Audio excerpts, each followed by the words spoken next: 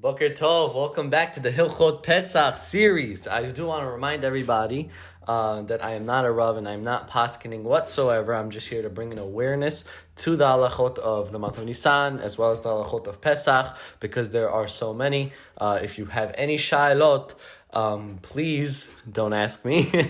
Ask your local rabbi, ask your local Rav, your local Orthodox rabbi, your community rabbi, whatever it is. A posek, a person that you know that knows halacha really well. Like I said, I'm not a Rav and I'm not paskening. I'm just here to bring an awareness of the halachot and minhagim and so on and so forth. Today I want to talk about the minhag of Maot Chittim.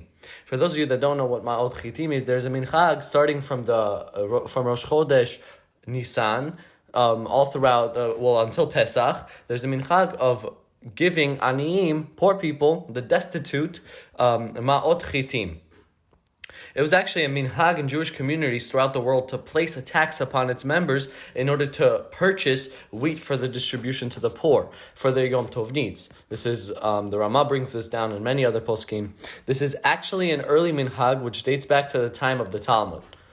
Some communities have the custom to distribute flowers and other food supplies which are necessary for the Chag of Pesach.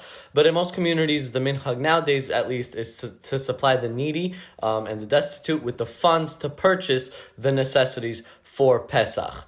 So the question is, who is required to contribute towards this fund? And it gets kind of confusing, but at the end of the day, it's all gonna make sense. So let's take it from step one.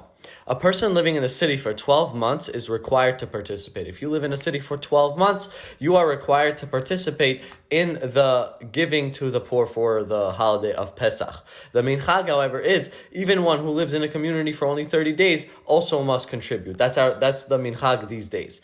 It also states that one who moved into a city with the intention of remaining there, even if it's for 1 week, but he moved there permanently, right? He's not going anywhere. He's actually also required to participate immediately. Doesn't matter how long he lived there. If he moved to the city with the mindset that he is staying in that city, meaning he permanently moved there, he is required to give to the destitute, to the poor of that community. Even a Torah scholar, normally exempt from many communal financial responsibilities, for obvious reasons, is required to participate in this essential fund. The amount that one is required to contribute is based upon a person's financial status, meaning the more you make, the more you give. It's that simple. Nowadays, that we lack the ability to tax absolutely everybody, all should contribute to the Maot Chittim according to the best of their ability. Those who are capable of contributing to this vital cause but neglect their responsibilities to contribute are considered transgressors and sinners. So if you have the money and you withhold because you want to buy more kosher for Passover Nutella for your family instead of give it to a poor family, right? You are considered a sinner. And the reason for this is pretty obvious. Before we go on, the reason for this is pretty obvious for the simple fact that imagine you're sitting there, you have all the wine that you need. It's cold. The table is set beautifully. You have a 7-course meal. The kids are dressed up, playing out the redemption story, the story of Egypt, and you're having a successful and beautiful table, a beautiful seder, and there's a family right across the street that can't even afford enough wine for their arba'a kosot, where they have to resort to something like grape juice, chas v'shalom, or something, something of a lower standard, or they have to give up on the ability to buy their kids presents or enjoy the holiday as what it's meant to be, or put themselves in debt for the holiday, and you're across the street and you're enjoying the holiday like it's no one's business, right? And I'm not saying it's a bad thing to enjoy the holiday, not at all, but in Hashem's eyes, when his children are suffering and he gave you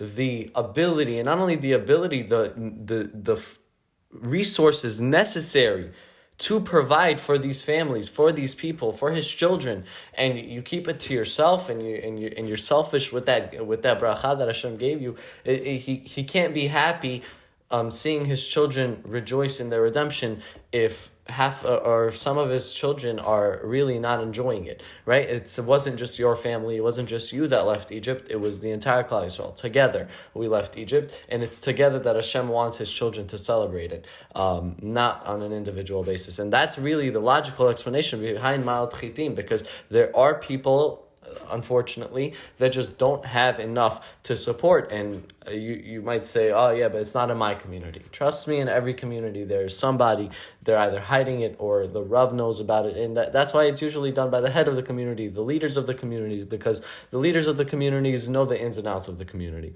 The congregants, the people that live in the community, they're not always aware, because they all live their own lives, but the leaders of the community, they live a life based on the community, meaning the community is their life, and that it's for that reason that they're usually the ones collecting Maot Chittim. I do want to mention that if a leader in your community is not collecting for Maot Chittim, you must go out and do it yourself, meaning find a person or find a family or online even, find a family that is needy in your city and fulfill the mitzvah. It's an obligation.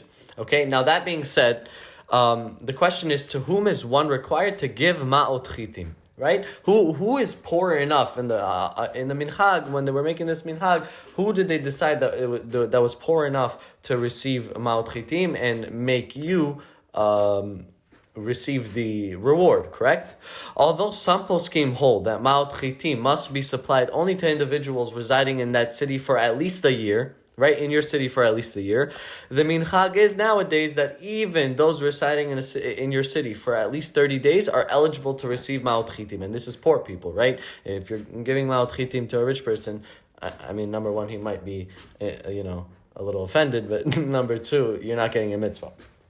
So one in need, however, who moves into a city with the intention of remaining there, should be supplied immediately, just like before when you moved to the city and you had the intention of permanently moving there, meaning making that your primary residence or a permanent residence. You are immediately obligated to give Maot Chittim, starting from Rosh Chodesh Nisan, or even before if you want. Same thing here. If an ani moves to your city, and with the intent that he's living there and he's permanently moving there, permanently residing there, he must be supplied immediately with his Maot Chittim. There's no requirement to supply a destitute person who is not residing in your city for 30 days and does not intend to remain there for at least for permanently, right? So if he just comes on vacation and he's poor, it's not a requirement to give. Is it good to give? Yes, of course. If you see a poor person, you have the funds, you have the ability, you have the resources to provide. Please, especially on the holiday where it says Moshiach will come. It's in this holiday that Moshiach will come. We need all the zichutim we can get, right? So please do donate, and don't worry, really. Tzedakah tatzil mimavet. Also, it really does get repaid. We never see it, not never, but most of the time we don't see it getting repaid because of hishtadlut and the deceiving properties of all that, but that's a different topic for a different time. But the reason is, the point is that if you see someone in need and you want to buy the 7 boxes of really expensive Passover cereal, but you see someone that could barely afford 2 boxes of shmura matzah, the money is better spent on Hashem's child that doesn't have the resources. Remember, we're all brothers and sisters. We were all redeemed out of Egypt together as one family, as one nation. And it's as one nation, as one family, that we have to rejoice in that fact yearly. So it goes on to say that even though you are not required to give the let's say a guy came from vacation, or a guest, or someone that lived there for 20 days but is not planning on staying there, right? Less than 30 days, anywhere less than 30 days, you are not required to provide them with flour and other needs for their entire Pesach at one time in advance. One is, however, required to supply him with his daily food needs, meaning 2 meals for each weekday and 3 meals for Shabbat, as throughout the rest of the year. Meaning, if you see someone poor that cannot afford 2 meals a day and 3 meals on Shabbat, it is your responsibility and obligation, right? Don't give up your mitzvah. If you're the only one that knows, or a couple of your friends are the only ones that know a person in really dire need, don't give up that mitzvah. It's really, really, really important. And just think about it from this perspective. Imagine you're a parent and one of your children are really successful and the other one is just having a really, really hard time making it in life. And then when the other, when the one that's having a hard time comes up to the successful one, he looks at him and says, "Yeah, no, I'd rather buy my Ferrari. I can't give you the money for your next month's rent. I know you can't afford it, but my Ferrari is more important." How much would the parent be hurting in that? It's the same thing here. And obviously that's way blown out of context, but it's really, if you think about it, it's the same thing here. Hashem, we're all Hashem's children, and when He gives us bracha, when He gives one of His children bracha, He is 100% expecting His resources that He gave to him, that He loaned out to His child. He is expecting His child to give it back to His other children. Otherwise, there's no reason for Hashem to give you that, to give this person the bracha, the parnasah, the resources, the assets, whatever it is. If they're not going to provide for his other children, it's that simple, because Hashem, a parent would rather provide for a child that takes care of his other children, instead of providing for a child that's selfish.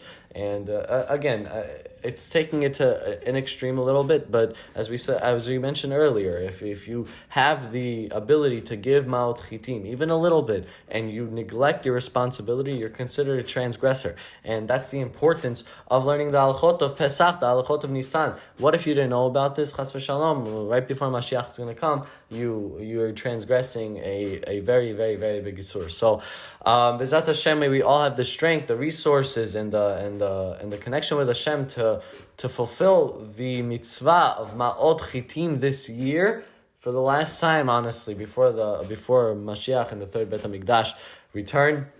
B'ezrat Hashem, the shiur as well as this entire series is dedicated for the Refua Shelema of Yaakov Yisrael ben Tamar Malka, as well as LeIluy Nishmat פנחס ben Abraham vegam עתניאל חי ben בּלור, and for a shidduch, a zivug, בעזרת Hashem, b'karov mamash, and it's time, at the perfect time, to the perfect people, to the anonymous dedicators, בעזרת Hashem, and the Hatzlacha for all Am Yisrael, בעזרת Hashem, may we merit to see Mashiach Tzidkenu b'mhera b'yamenu, amen ve'amen, chazak u'baruch.